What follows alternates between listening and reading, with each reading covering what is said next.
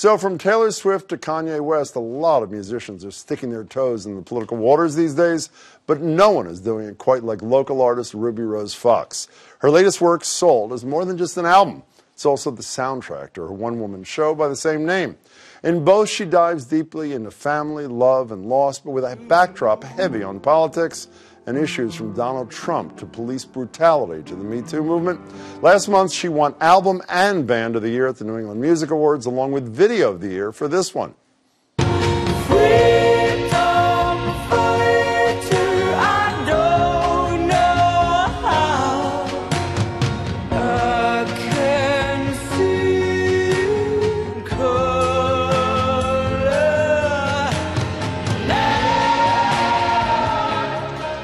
Ruby Rose Fox joins me now. Why have a weird face when you're watching yourself? It's just funny. Do you know who directed that, by the way? Uh-huh. Ben Filippo, the former director of Greater Boston, and he never told you? He told me he worked here. He didn't tell me he was so important, though. He is dead to me, let me just say. He's fabulous. Great to see you, Ruby. You know, I met you once before. I've listened to you a lot. But I have to say, when I hear you sing, and I hear that voice that comes out of that body, it's almost, I can't believe. Do you ever have that feeling like you can't believe that that voice is you? Yeah, sometimes I wake up in the morning and I say something very low, and it's like, who's that? But you rejected it when you were young. You told us before when you were on the radio with Jared Bowen and me that you tried to sing higher. You didn't want to sing in your own voice. Why was that? Yeah, I mean, the indoctrination of patriarchy. I wanted to be a Disney princess. I was a female, and I identified with being female. And as I got older and older, I started to feel this tension in my voice the higher and higher I got. And I just, for most of my 20s, I really hated my voice. I thought I was a really bad singer. So what was the tipping point? Was there a moment? An epiphany kind of moment where you said, I got to be me, to coin that tired old phrase? I went to Emerson and I studied theater. And then I was done with music. I didn't want to do it. And when I came back into music from theater, I had discovered a more authentic voice. And I knew who I was, and I wasn't afraid of that. Before we talk about this voice, your voice, since we're in WGBH, which is a public broadcasting system station, you have some roots. Your singing actually began, from what I understand, with the PBS connection. Is that not true? You look surprised, wasn't it? I was 3 years old, and Showboat was on. Great performances? Is that true, or is that an apocryphal? It is true, and I flipped out. My parents even let me stay up late to see it, and I from that moment on, it was like a seedling looking at an oak tree going like, that's what I'm going to be. So you're singing Showboat in your house as a 3-year-old walking around the house? Fish gotta swim, birds gotta fly, all day. I guess you were. So I learned a term from you, too.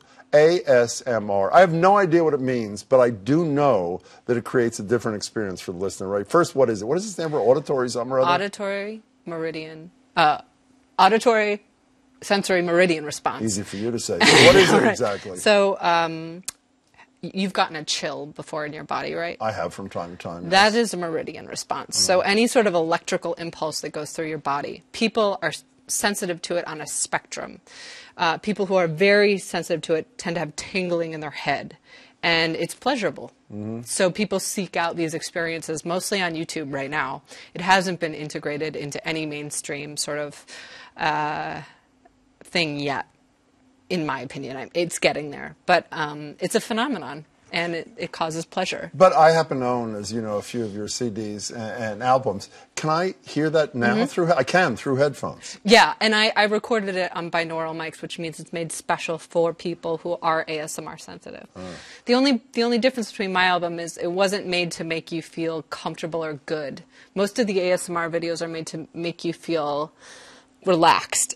And my album is very different. From being relaxed. So it may be disturbing. Okay, so I do know that if you were not a singer, you say you'd be a Buddhist chaplain. Is that correct? That was the plan. Okay, that was the plan. And if there was no Donald Trump, what do you think you'd be writing about in 2018? What issues? Do you ever think about what a different world would mean for Ruby Rose Fox? I think right now my biggest thing, minus Donald Trump, is the fact that in the next 15 years, 20,000 species are about to die.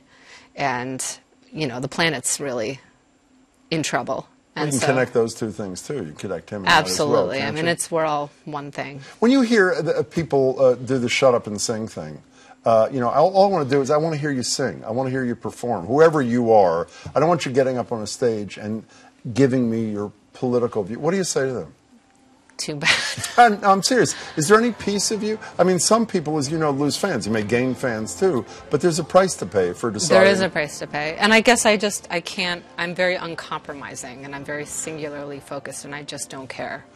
I've said this to you before, but when people hear you, there's really nobody like you. I think that really is true. But I went to your website a couple of days ago, and the first thing I see is not you singing, which is what I hoped I'd get, but you talking to me from your website. Right. Basically asking me to contribute to your work. How hard, you're smiling, but isn't that horrible to have to do that? Yeah, but artists have been doing it for hundreds and hundreds of years.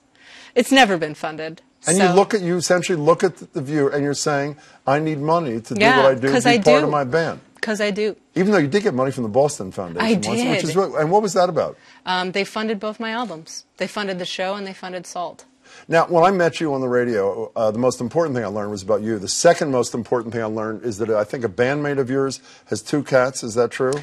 Jim and Marjorie. I just wanted to get that on television. Yeah. Okay, fine, we got that. And a couple, look, I'm incredulous too, They're by the amazing. way. Before you leave, what are you going to sing in a couple of minutes for us and tell us a second's worth about the song? Sure, I'm going to sing a song called American Daddy off Salt. And it was mostly a response to Donald Trump and patriarchy. And I was also in the middle of a fight with my actual dad. So it's all one big mess. Can't wait. Yeah. Ruby Rose Fox, you're terrific. I can't wait to hear you sing. Me. Thanks so much. The album again is Salt. And check out all of her work at rubyrosefox.com.